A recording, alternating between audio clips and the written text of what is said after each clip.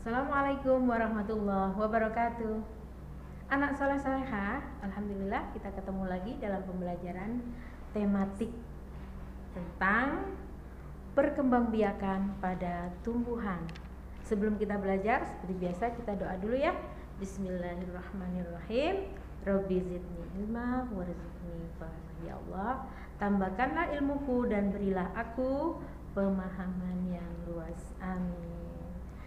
Anak saleh-salehah, seperti pada pertemuan-pertemuan yang lalu, kita membahas atau kita belajar tentang pertumbuhan dan perkembangbiakan. Ada dari tumbuhan, ada dari hewan, dan ada dari manusia. Nah, untuk saat ini kita fokus perkembangbiakan pada tumbuhan. Oke, perkembangbiakan pada tumbuhan tujuannya seperti perkembangan yang lalu ya, bahwa berkembang biak itu untuk tidak punah. Tujuannya adalah melestarikan keturunannya agar tidak punah. Jadi tetap ada generasi-generasi selanjutnya. Untuk perkembangan biakan tumbuhan ini ada dua cara, yaitu dengan vegetatif dan generatif. Maksudnya vegetatif adalah tidak kawin, dan yang generatif itu dengan kawin. Kita akan fokus dengan vegetatif, di mana perkembangbiakan secara vegetatif ini ada dua. Pertama adalah dengan alami, dan yang kedua dengan buatan. Dengan cara apa? Alami dan buatan. Kenapa disebut alami? Berkembangbiaknya tumbuhan secara alami itu karena tidak ada bantuan manusia, ya. Contohnya kita bisa lihat di buku kalian halaman 152 ya, buku tematik ya, halaman 152. Di situ ada banyak sekali contoh-contoh tanaman-tanaman yang berkembang biak secara alami. Contohnya satu adalah spora. Bu Yani ngacak nih ya, spora. Nih, tanaman apa saja yang bisa berkembang secara dari spora itu? Ada jenis paku-pakuan, ada jamur, yang suka makan jamur nih ya. Nih, ternyata jamur itu berkembang biaknya dengan cara spora. Kemudian ada lumut. Kita ketemu nih lumut di mana? Oh, ini bisa jadi banyak ini karena dia berkembang dengan spora. Tanaman yang lain adalah dengan tunas.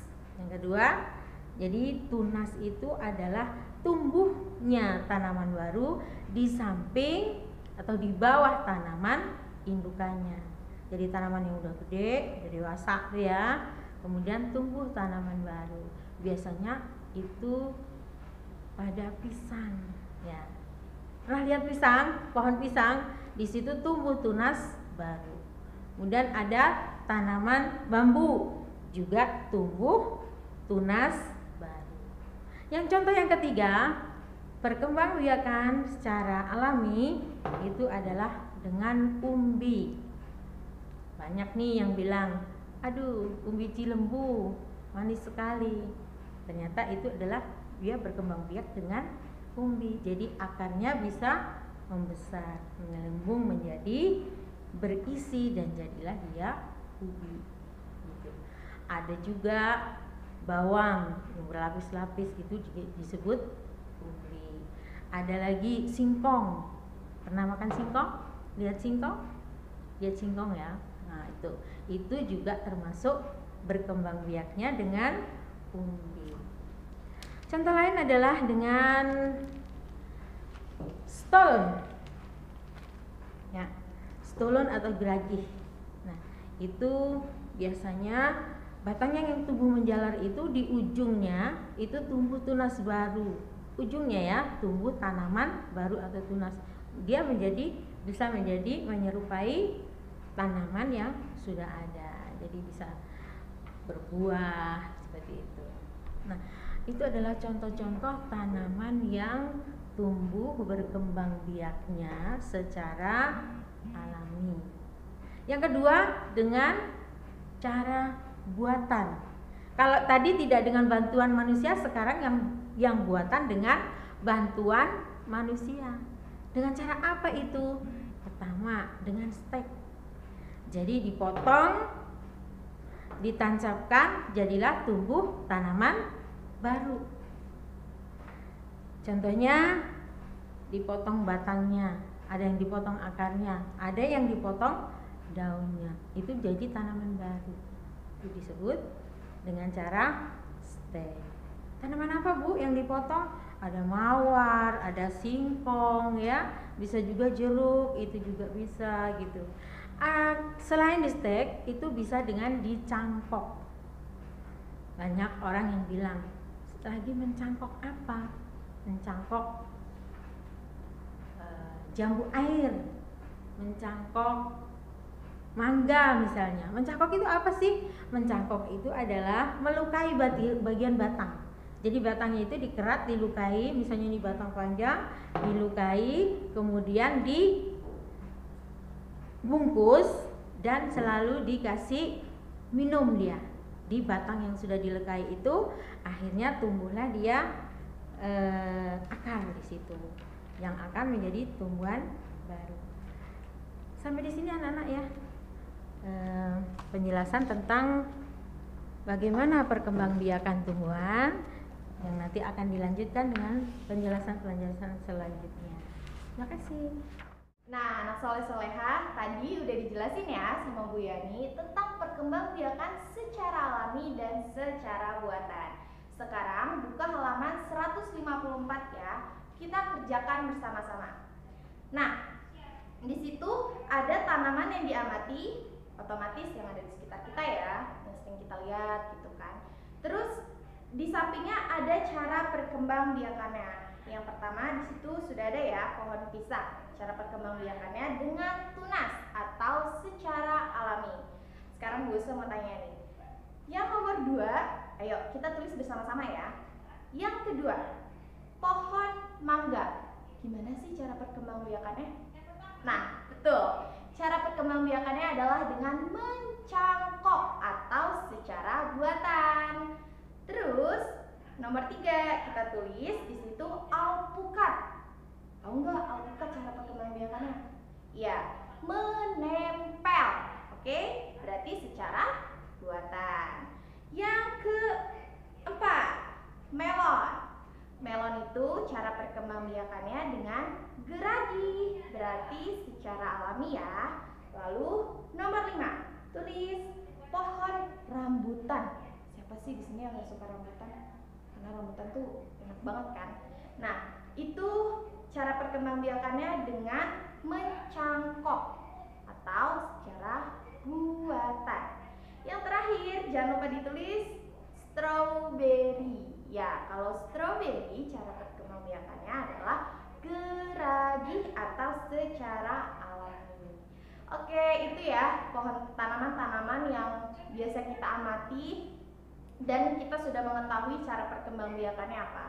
Jadi kita latihan untuk mengetahui, untuk mengamati pohon-pohon yang ada di sekitar kita. Oh, pohon mangga ternyata cara perkembangbiakannya mencangkok loh, karena dia dibantu oleh manusia. Oke. Nah, tadi kan sudah belajar tentang macam-macam cara perkembangbiakan tumbuhan. Nah, ternyata setiap makhluk hidup itu pasti memiliki perkembangbiakannya, urutannya, prosesnya. Nah, hari ini kita mau belajar tentang bagaimana sih cara proses perkembangbiakan tumbuhan bambu. Pasti semua pernah lihat dong. Kalian buka halaman 166. Ayo, bisa tunggu. 1, 2, 3. Nah, di situ ada 3 gambar kan? Coba, misalkan tampilkan di sini gambar yang pertama, lalu gambar yang kedua, dan gambar yang ketiga. Semua gambar ini itu adalah proses perkembangbiakan tumbuhan bambu. Tapi ini belum berurut loh. Ayo, coba kita urutkan bersama-sama. Yang pertama, yang mana dulu? Yang nomor 2, betul. Ini adalah yang pertama atau disebut dengan rebung. Kalau dilihat, rebung itu bentuknya segitiga. Lalu gambar yang kedua ini, urutan yang kedua adalah gambar nomor 3. Disebut dengan apa? bambu muda. Kalau dilihat, daunnya itu masih kecil, tidak ada batang cabang. Lalu yang terakhir apa? Betul, gambar yang pertama, yaitu disebut dengan bambu dewasa. Nah, ini sudah berurut ya. Yang pertama, rebung. Yang kedua, bambu muda. Yang ketiga, bambu dewasa. Ini semua sudah berurut, merupakan proses perkembangbiakan tumbuhan bambu. Nah, kalau tadi kita sudah belajar tentang cara perkembangbiakan tumbuhan dan prosesnya, sekarang Bu Zahra akan menjelaskan mengenai ciri-ciri bunga. Kalian tahu bunga? Pernah dong metik bunga? Nah, tapi Bu Zahra fokus pada bunga-bunga yang ada di halaman 175. Jadi buka buku kalian halaman 175 ya. Nah, sekarang kita mulai dari bunga yang pertama. Ada yang tahu bunga apa itu? Iya, benar. Bunga melati atau yang disebut dengan bunga puspa bangsa. Nah, ada yang tahu tidak sih ciri-ciri bunga melati? Iya, warnanya putih. Pintar. Apalagi? Iya, dia mengeluarkan wangi atau harum ya, ciri khasnya. Nah, selain itu, bentuk bunganya menyirip dan saling berhadapan. Nah, itu ciri bunga melati. Nah, sekarang kita lanjut ke bunga yang kedua. Bunga apa itu? Ya, benar, bunga anggrek. Bunga anggrek bulan atau yang disebut dengan puspa pesona. Nah, apa sih ciri-cirinya? Ada yang tahu? Nah, bunga anggrek ini memiliki ciri-ciri bentuk dan warnanya seperti rembulan di malam hari. Cerah ya, terang dan cantik. Nah, seperti itulah bunga anggrek. Nah, sekarang kita lanjut ke bunga yang ketiga. Bunga apa sih? Kalian pernah lihat? Ya, mungkin belum tentu semua pernah melihat secara langsung ya, karena bunga Rafflesia arnoldi atau yang disebut dengan puspa langka ini merupakan bunga yang memang sangat langka di Indonesia. Nah, bunga ini ciri-cirinya tidak memiliki akar, daun, dan batang, jadi hanya bunganya saja. Nah, bunga ini berbeda dengan bunga pada umumnya. Kenapa? Bunga ini memiliki tinggi dan berat badan yang bisa mencapai 10 kg. Berat ya untuk seukuran bunga. Nah, ciri yang lain yaitu bunga Rafflesia ini mengeluarkan bau busuk. Biasanya kalau bunga itu dia mengeluarkan wangi ya, harum. Nah, tapi berbeda dengan Rafflesia arnoldi. Dia justru mengeluarkan bau yang busuk. Bahkan dari kejauhan pun kalian sudah bisa menciumnya. Jadi seperti itu ya ciri-ciri bunga. Demikian penjelasan tentang pertumbuhan dan perkembangbiakan tumbuhan. Semoga anak soleh-soleha bisa memahami ya. Wassalamualaikum warahmatullahi wabarakatuh.